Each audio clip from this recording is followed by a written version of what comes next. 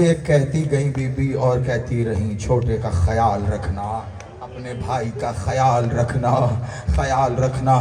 عزادارو کوفے میں کیا ہوا مجھے بتانے کی ضرورت نہیں ہے، لیکن وہ وصیت دہراؤں گا جو کل کہی تھی۔ بازار کی طرف رخ کر کے مسلم نے کہا تھا عید کی تیاریوں میں مصروف ہو، اگر بازاروں میں چلتے تمہیں دو یتیم نظر آئے تو دیکھو مدینے کی طرف بھیج دینا یتیم سمجھ کے۔ لیکن عزادارو باپ سے جو جدا ہوئے ہیں نا، اب باپ کے ساتھ کیا ہوا اگر میں کہوں انہیں پتہ نہیں چلا تو بڑا ظلم ہوگا۔ یہی تو ہے آل محمد کے شہزادے، جانتے تھے بابا کے ساتھ کیا ہو رہا ہے۔ کیا کہا تھا کل میں نے؟ سر جب جدا کیا سرکار مسلم کا لاشا 3 دن تک گھوڑوں دوڑایا گیا، گھوڑوں پر 3 دن تک، اور پھر دروازے سے۔ یہی نا تو کیا بچے نہیں دیکھ رہے تھے؟ خدا کبھی کسی اولاد کو ایسا وقت نہ دکھائے۔ اب رات کے پچھلے پہر کنیز آل محمد تھی، آل محمد کے احسانوں میں دیکھا 2 شہزادے۔ میں کتنی جلدی آگے آ رہا ہوں تاکہ شہادت کی روایت ہو سکے۔ دیکھا شہزادے ہیں، دونوں شہزادوں کو پہچان کے گھر لے گئی۔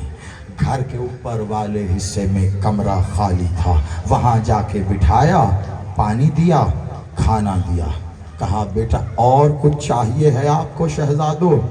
ایک بار دیکھ کر کہا نہیں، اگر ہو سکے تو ایک مصلی لا دیجیے، ہم کچھ عبادت کرنا چاہتے ہیں۔ عزادارو وہ بھی دے دیا، اور پلٹتے ہوئے بی بی نے بڑا رک رک کے کہا اگر اجازت ہو تو میں چراغ بند کر دوں؟ میں رک گیا، اجازت ہے چراغ بند کر دوں؟ شہزادوں نے کہا کر دیں بند۔ پھر پلٹتے ہوئے کہنے لگی ڈر تو نہ لگے گا؟ ایک بار بڑا شہزادہ اٹھ کے کھڑا ہوا، کہا آپ جانتی نہیں ہیں عباس سے ہمارا رشتہ کیا ہے؟ ہم کیوں ڈرے؟ بس عزادارو کہا میرا شوہر بڑا شقی القلب ہے، وہ ابن زیاد کی فوج میں ہے۔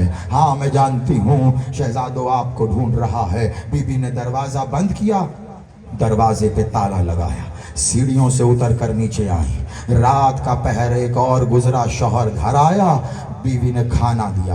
کھانا کھاتے ہوئے اسے اوپر والے کمرے میں کھٹکے کی آواز آئی۔ بیوی سے پوچھا کون ہے اوپر؟ جیسے ہی آیا نا کون ہے اوپر، اب وہ تو جانتی تھی، یکدم گھبرا گئی۔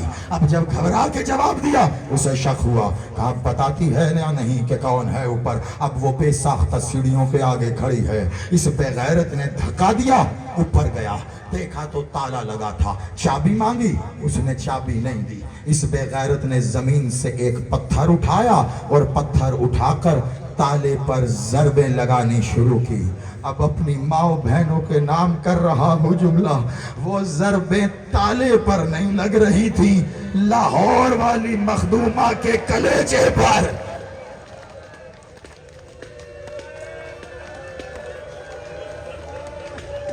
اجرکم اللہ، تم پر بڑی بھاری ذمہ داری ہے لاہور والوں، بڑی بھاری ذمہ داری ہے۔ آج ان کے تابوت برآمد ہوں گے جن کی ماں کے لیے یہ کہنے کی ضرورت نہیں ہے کہ وہ صفِ عذاب پہ دور سے آئی ہے، تم اسی کی نگری میں بیٹھے ہو۔ ہاں وہ ضربے بی بی کے کلیجے پر، ایک بار ضربے لگا لگا کے تالا توڑا، کھولا تو دیکھا کمرے میں 2 چاند نمودار تھے۔ عزادارو آگے بڑھا، میں بڑے ادب سے گزر رہا ہوں، آگے بڑھ کے کہتا ہے جنہیں سارے شہر میں ڈھونڈ رہا تھا وہ یہاں میرے گھر پہ ہیں، اس کے بعد یہ انہیں نیچے لے کر آیا۔ میں جتنی بھی کوشش کر لوں کہ محرم ہے، میں مصائب پڑھوں، لیکن میں خود کہہ رہا ہوں میں یہ لفظ پڑھ نہیں سکتا کہ یہ اوپر والے کمرے سے شہزادوں کو نیچے کیسے لایا۔ بس اتنا بتاؤ، یہ جب سیڑھیوں سے نیچے آئے ہیں ایک شہزادے کا سر پھٹ گیا، دوسرے کی گردن سے خواہ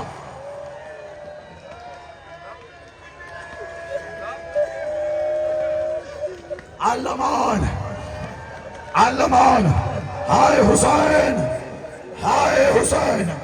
عزادارو، ایک بار سر سے خون نکلنا شروع ہے، گردن پہ کٹ ہے، وہاں سے خون نکل رہا ہے، تم یہی سوچ رہے ہو نا؟ ہاں، یہ جس انداز میں سیڑھیوں سے نیچے لایا ہوگا تصور بن گیا۔ میں ابھی لفظ نہیں پڑھ رہا، میرے میں ہمت ہی نہیں ہے، تو سر کا شگافتہ ہونا تو بنتا ہے نا؟ بنتا ہے نا؟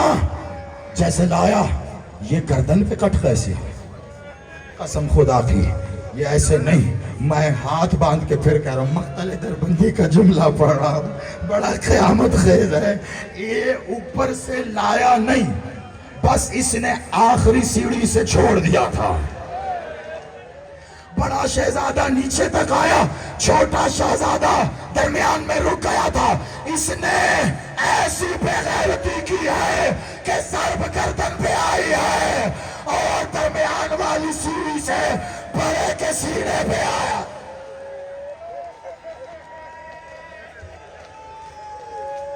ہائے حسین، ہائے حسین۔ بس اگلے 2 جملے اور تمام ہے، پھر زیارت کرنا۔ آگے آ گئی، سامنے آ گئی بیوی، اس نے دھکا دیا تھا تو وہ دیوار میں لگی تھی، اس کے بھی سر سے خون تھا، اسی عالم میں سامنے کھڑی ہے، کہا میں نہیں لے کے جانے دوں گا۔ اس قدر بے غیرت تھا، اس نے تلوار نکالی، اپنی بیوی کا قتل کر دیا۔ وہ آل محمد کی کنیز شہید ہو گئی، اب اس کے راستے میں تو کوئی نہیں ہے نا۔ اس نے سوچا ابن زیاد نے اعلان کیا ہے کہ جو انہیں لائے گا انعام دوں گا۔ اس نے کہا ایسے نہیں لے کے جاتا، ان کے سر لے کر جاؤں۔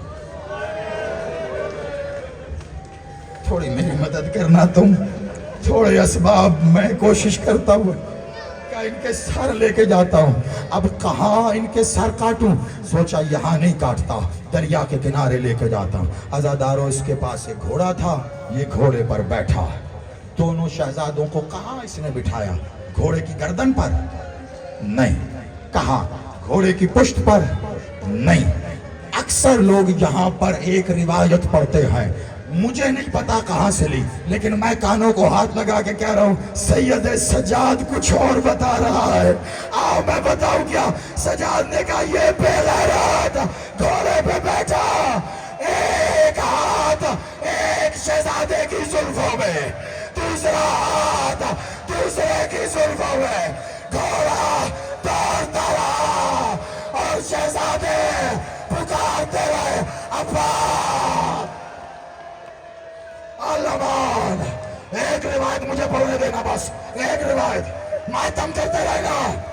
تم نے پوری مجلس سے بات سنا ہے، ماتم کرتے رہنا۔ یہ اسی طرح لے کر آیا ہے، فرات بہ رہا تھا نا یہاں سے، دریا کے کنارے لے کر آیا ہے۔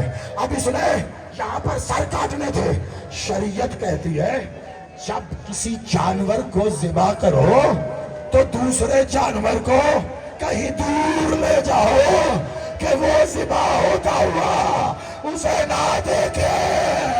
اور میری لاہور والی ملکہ اور تیرے بچوں کے نصیب اور میرا مولا عباس، اس بے غیرت نے پہلے بڑے کو لٹایا، پھر چھوٹے کی گردان بڑے کی گردن پر رکھے اور تلوار سے وار کر کے ایک بار دونوں کی گردن کو اکیلے جدا کیا، سروں کو لیا، جسموں کو دریا میں پھینکا تو ہاتھ آئے، آواز سیدہ کی آ جاؤ اور میرے لا